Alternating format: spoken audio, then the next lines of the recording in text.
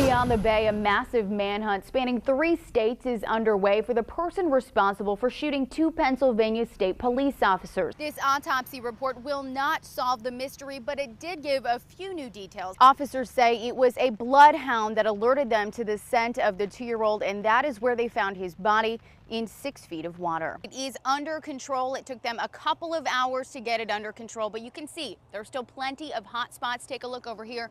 Plenty of these fence posts, they were burned and charred. The property owner tells us about 400 of them were destroyed in this brush fire. But at least 2 witnesses say they saw a man flying over the guardrail 80 feet below, but it's still a mystery who hit him. She has walked into the courtroom with no emotion.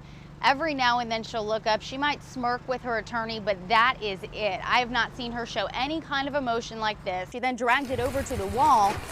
Then she says she took the trash can and flipped it over and climbed right over the wall without anyone noticing. Property managers are hoping by threatening people's pocketbooks, it'll get them to pick up after their dogs. There were about 60 of them.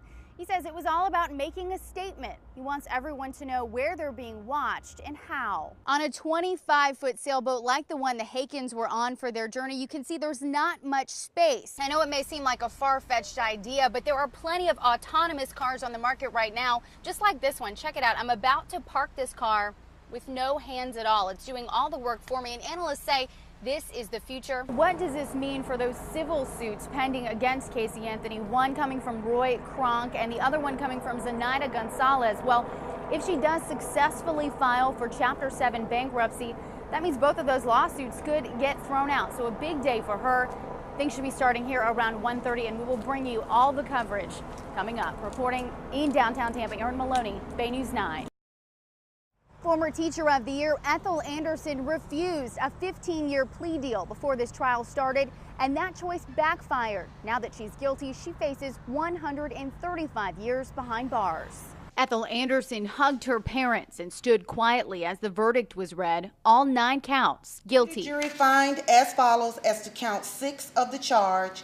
The defendant is guilty of lewd or lascivious conduct, touch, as charged. The 30-year-old Teacher of the Year performed sex acts on one of her male students, a 12-year-old boy she tutored at her house. Anderson got so close to the boy, prosecutors say she called him her boyfriend. That's who her boyfriend is. Someone who watches SpongeBob. The now 14-year-old, who we are not identifying under Bay News 9's crime guidelines, told jurors Anderson wanted to have sex with him, but he didn't want to lose his virginity to a teacher. On behalf of the state of Florida, the defense, and members of the 13th Judicial Circuit, I sincerely want to thank you for your time, your consideration. You are now released, sir. An alternate juror told us the evidence made the case a slam dunk. I personally think that whether she had been a man or a girl in this situation, it should be just as bad. He was 12 years old. There's no way around it, and it's wrong. So she should, whatever she gets, she'll deserve it. After the verdict, the victim and his mother cried and hugged outside of the courtroom. His mother telling us she believes today her son got the justice that he deserves. Reporting on scene in Tampa, Erin Maloney, Bay News 9. It's been 1 day since 9-year-old Felicia Williams' body was found here near the causeway, and her family still knows nothing about her murder. They have placed a memorial right behind me with some balloons. But right now, police are still looking for who's responsible. Felicia Demerson had no idea this would be the last voice message from her 9-year-old daughter. Ma, I need some clothes because my breakfast milk spilled on me and down my underwear and my shirt. Bye. Demerson brought Felicia that change of clothes where she went to school here at Edison Elementary. A week later, the cheerleader and well-liked 3rd grader is gone. I just can't believe, how they can just throw a baby over in the ocean.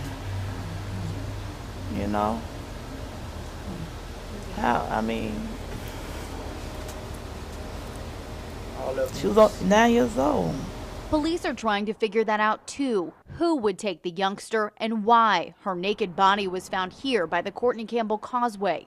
Investigators say Felicia was with family friend Ebony Wiley when she disappeared from the Doral Oaks apartments in Temple Terrace. Wiley was arrested after police say she interfered in the investigation, by giving them false information. Police won't tell us what that information was or if Wiley may know more about the murder. Few answers, but for Williams' classmates at Edison Elementary, the grief is already real. That's what we want them to do, is just to get that out. Kids got their feelings out by creating artwork for their friend. Broken hearts and goodbye messages flowed from Felicia's classroom, a small comfort for a grieving family desperate for answers. If anyone out there knows something, please come forward, because not only I need closure for my baby, I need closure for my soul. The autopsy is finished, but police aren't releasing any information that may help us learn how she died. They say they don't want any information out there that could interfere with this investigation. Reporting on scene in Clearwater, Erin Maloney, Bay News 9.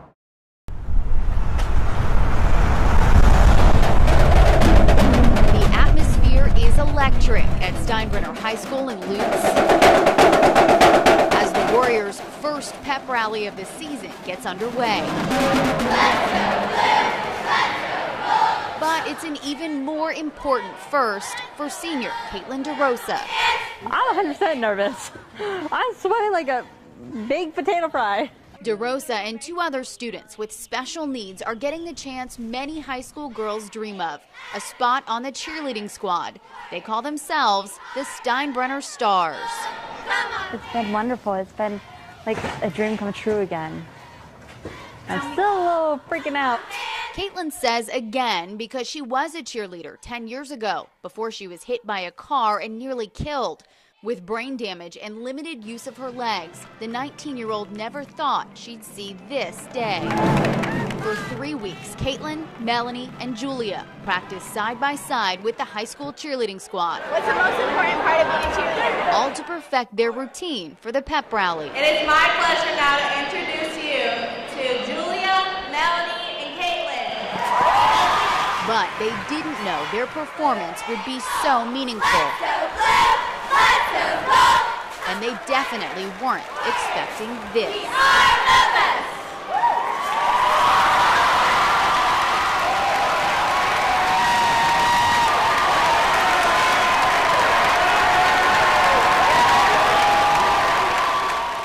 In there, seeing everybody basically give them a standing ovation, you couldn't tell who were the jocks, who were the nerds. You couldn't tell the cliques. All you see was the whole entire school just supporting them and looking at them as just like a normal student.